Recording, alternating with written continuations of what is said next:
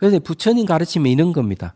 자, 눈에 보이고 들리는 이 세계는 다 고정되어 있고 분리되어 있는 것 같지만은 자세하게 한 분석을 해보면은 그렇지 않다는 거죠. 예를 들어서 여기 이제 찻잔에 딱 보면은 이걸 볼 때는 다 고정되어 있고 여러 번 거리가 떨어져 있는 것 같고 스스로 존재하는 것 같이 보여요. 우리 시각적으로 그리 보인단 말이에요. 이래 보이는데 사실은 그렇지 않다는 거죠. 이 찻잔 자체도 도자기로 이루어져 있기 때문에 흙이 필요하고 물이 필요해요. 흙에다 물을 넣어서 반죽을 해서 모양을 만들어서 그냥 물 위에 올려가지고 이렇게 이런 모양을 만들잖아요. 그럼 그늘에 말려놨다가 다시 이제 유약을 칠해가지고 불에 쭉 구워내면 이런 됩니다. 그러면은 이 일련의 과정을 거쳐서 이 찻잔이 이루어진다면은 이 찻잔은 독립되어 있는 건 아니에요. 상호 의존성이죠. 여러 가지 조건에 의해서 만들어진 겁니다. 그러면 우리가 그냥 눈으로 봐가지고 고정되어 있고 분리되어 있어 보인다면 잘못 알고 있는 것이죠. 그래서 이 분석이 필요한 거예요. 아, 분석해보니까 이 세계는 이 집이라든지 사람이라든지 자연이라든지 우주라든지 뭐든지 상호 의존해서 시간적으로 흘러가는 것이지 딱 독립되어 있고 분리되어 있고 스스로 존재하는 건 아니라 하는 사실을 알게 돼요. 그런데 어떤 모양과 일정한 모양과 분리되게 보이는 이 세계는 그럼 뭐냐 이게야. 누가 만들었냐. 마음이 그렇게 만들었다는 것이죠. 그래서 눈에 보이고 들리는 이 세계는 내 마음의 투영이다고 능가경이도 이 얘기를 하고 유식사상에도 이 얘기를 합니다. 그럼 자기 마음을 들다 보면은 바로 이 세계를 다 알 수가 있는 것이죠. 예를 들어서 한번 생각해 보십시오. 거울이 있다고 가정합시다. 거울에 사물이 비치면 어때요? 그러면 거울 속에 있는 사물은 거울일까요? 거울과 별개인 사물일까요? 거울에 비친 사물은 거울이잖아요. 그렇죠? 자기 자신이 거울이라고 생각하고 눈에 보이고 들리는 있는 것 전부 다 내 마음 거울에 비친 사물이라고 생각한다면 그 사물은 알고 보면 자기 마음의 현상이 지나지 않는 것이죠. 그러면은 예를 들어서 봅시다. 다시 이제 예를 들죠. 여기에 이거 찻잔인데 찻잔이 이름을 붙는 거는 이 여러 가지 원소가 이렇게 결합을 해가지고 형태를 이루었잖아요. 상호 의존성이죠. 상호 의존성에 의가 모양이 이루고 모양에서 찻잔에는 명칭이 붙은 겁니다. 그렇잖아요. 그러면은 찻잔의 그 이름을 우선 빼버리고 그다음은 이거 고정되어 있다든지 또는 이것은 녹색이라든지 하는 이 이름도 다 거두고 또 이거는 또 찻잔이라고 생각하는 생각도 다 거두고 이거 좋다 싫다는 감정도 다 거두고 그랬을 때 이 찻잔은 같은 어떻게 존재할까 하는 거죠. 이 찻잔은 존재하지 않습니다. 그러면 존재하는 건 왜 존재하느냐 하면은 우리가 모양을 인정하고 언어를 사용함으로써 이 찻잔이 존재할 뿐이에요. 그러면 다 이름과 감정과 생각을 다 거두었을 때 나타나는 세계는 연기 세계입니다. 관계성의 세계이고 안과 밖에 없는 세계예요. 그렇지만 이걸 고정화시키고 분리시키고 스스로 존재하는 같이 만드는 것은 마음이 만들기 때문에 마음을 잘 들다 보면 된다는 거죠. 그러면 이 세계를 이해하게 됩니다. 그러면서 안과 밖에 없는 진실하게 우리가 상호 의존하고 있는 세계를 명확하게 알 수 있고 상호 의존하고 있기 때문에 독립된 개체로서는 존재 안 한다. 무아를 알게 되고 어떤 실체성을 갖고 있지 않는 공을 알게 되는 것이죠. 그랬을 때 우리는 궁극적인 상태로 가는 겁니다. 이렇게 이해만 되더라도 여러분들 많이 편안해질 거예요.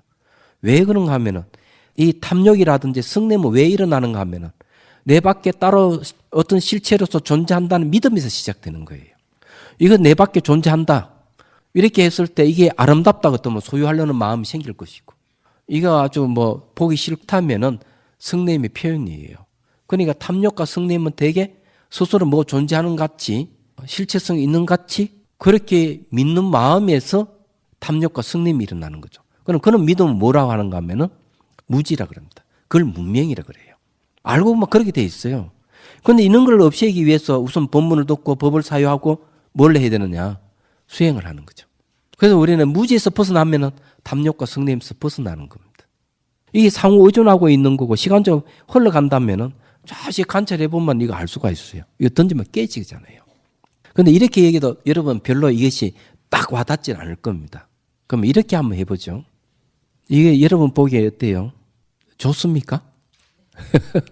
좋다고 좀 말씀하시는 분이 계시는데 아마 이 찻잔 여러분 보고 좋다고 말해달라는 적이 한 번도 없어요. 그런데 이것이 잘 생각해 보세요. 1,000만 원짜리 도자기라 그러면 어떻게 생각할까요? 1,000만이라는 가치를 내가 부여하는 겁니다. 그럼 재산으로 생각할 겁니다. 이거 좀 놔두면 좀 돈이 되겠네 하는 생각하시는 분이 계실 거예요. 그런데 만일에 집에 아이가 이걸 잘못 건드려 깨트리면 어떻게 됩니까? 가슴이 아프면 안 아픕니까? 1,000만 원이 날아가 버리는데. 그죠? 화가 나죠.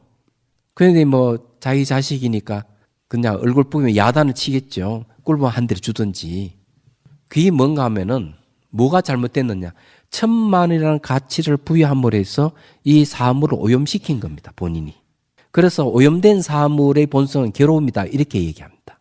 그런데 한 어머니는 이것을 1,000만 원의 가치가 있다 하더라도 이건 깨질 성질을 가지고 있다고 잘 아시는 분은 어떨까요? 아이가 탁 깨트려도 반응이 달라질 것이다. 이게. 얘 어디 안 다쳤니? 벌써 목소리가 다르죠. 감정이 다르잖아요. 그런데 이분은 이 찻잔에 대해서 번뇌를 일으키지 않았던 겁니다. 1,000만 원짜리라는 의미 부여를 하지 않은 것이죠. 내가 의미 부여하는 순간 이 찻잔은 오염되는 거예요. 오염되면 거기서 뭐가 생기는가 하면 두 가지, 탐욕과 승림이 일어나는 겁니다. 지금 우리 사회가 그런 식으로 흘러가고 있고 그 영향으로 이 지구 환경도 바뀌어가고 있잖아요. 이걸 해결하는 방법이 뭐가 있겠습니까? 부처님 법문을 잘 듣고 무지를 없애려고 노력해야 되고 그리고 무지에 가득 차 있는 사람들에게 내가 도움을 줘야 되겠죠. 도움을 주는 게 연민입니다. 없애려고 하는 것은 지혜가 필요한 거고. 생각해보면 그렇잖아요. 그래서 이게 명상이라 하는 그런 거예요. 수행하는 것은 법문을 듣고 법을 잘 사유하는 것을 근거로 해서 수행하는 겁니다. 그래서 제가 이제 말씀드리고 싶은 건 그런 거예요. 이걸 왜 그렇게 해야 되느냐. 궁극적인 자유를 얻기 위해서 하는 것이죠. 잘 한번 보십시오. 원각경 보안보살장에 보면은 정멸차제 5단계를 얘기하고 있어요. 5단계를 얘기하는데 첫 번째는 몸이 소멸한다. 두 번째는 마음이 소멸한다. 몸 기운이 형성돼 마음이 없어진다. 또 마음에서 나타나는 경계가 세 번째로 없어진다. 네 번째는 소멸했다는 미시한 생각이 소멸한다. 다섯 번째는 뭔가 하면 환이 아닌 것은 소멸하지 않는다. 마지막 5번의 단계가 뭔가 하면 대열반이라고 얘기합니다. 원각이라고 그러고요. 환은 다 소멸하게 돼 있어요. 그런데 모양과 색깔이 있는 것은 다 소멸하게 돼 있습니다. 여러분 소멸한다가 다 나쁘게 생각하죠. 그죠? 기분 나쁠 거예요. 많이 쌓이고 많이 가져야 행복한데 기쁘고 그러죠? 내가 가지고 있는 거 점점 줄어들고 없어지는데 누가 좋아할 사람 아무도 없잖아요. 근데 마음을 바꾸세요. 소멸함으로 해서 기쁨이 생기고 행복감을 느낀다면 얼마나 좋습니까? 그게 무소유예요. 법정 스님께서 늘 무소유를 얘기를 하셨잖아요. 깨달음 내용도 얻을 바가 없는 걸 깨닫는다 그랬어요. 깨달음 내용이 무소유예요. 왜 그런가 하면은 이거는 강요를 하는 게 아니고 사상 철학도 아니에요. 현재 여러분 이 순간을 기준으로 해서 나이를 따져보세요. 1년 전, 2년 전, 10년 전, 20년 전 되도록 옵니까? 한번 사라진 것은 되도록 오지를 않습니다. 내가 소유할 수 있는 게 아무것도 없어요. 환이기 때문에. 오히려 모든 게 환인 줄 알게 되면은 내가 소유할 수 없다 하는 걸 알는 순간부터 자유로워지기 시작하는 거죠. 대상으로부터 자유로워지기 시작하고 과거의 인연으로부터 자유로워지기 시작하는 겁니다. 소멸함으로 해서 내 마음이 집착이 없어지고 마음이 고요함이 오고 기쁨이 생기는 거죠. 생각을 해보십시오. 이게 명상에 이게 이제 가는 과정이 있어 나타나요. 몸이 소멸하고 마음 중에 제일 먼저 감각이 소멸해요. 감각이 소멸하면 의식도 미세해져 가고 그리고 이 심식이 다 소멸해버리면은 멸진정이 들어가게 되는데 거기서 이제 진실을 깨닫게 됩니다. 이런 과정을 설명하고 있어요. 물론 이제 선정을 중심으로 얘기하지만 그런 것이죠.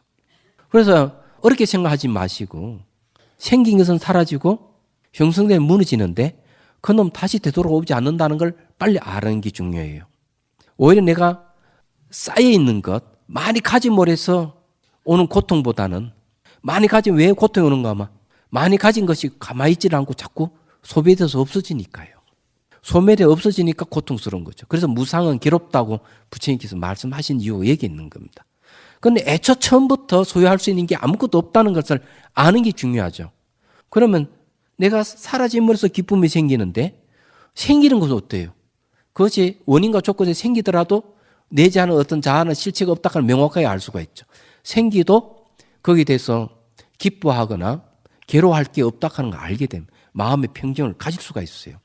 명상의 즐거움이 거기 오는 거죠. 명상하면 수행하면 할수록 즐겁고 행복해지는 거예요. 어려운 게 아니라는 얘기입니다. 그래서 자기 내면을 떨다 보면 그런 거죠. 바깥 경계락하는 거는 전부 마음이 만든 것이기 때문에 마음을 떨다 보면 마음이 만들었다 하는 걸 알게 되고 마음의 본성이 비어있다 하는 것도 알게 되죠. 그러면서 이 세계도 같이 비어진다는 거예요. 마음이 비어지면 이 세계도 같이 비어져 버려요. 그것도 원효 스님께서 하신 이야기 그런 이야기죠. 마음이 생기면 가까이 현상이 생기고 마음이 사라지는 게 가까이 현상이 다 사라지더라는 거죠. 깨달음 내용이에요.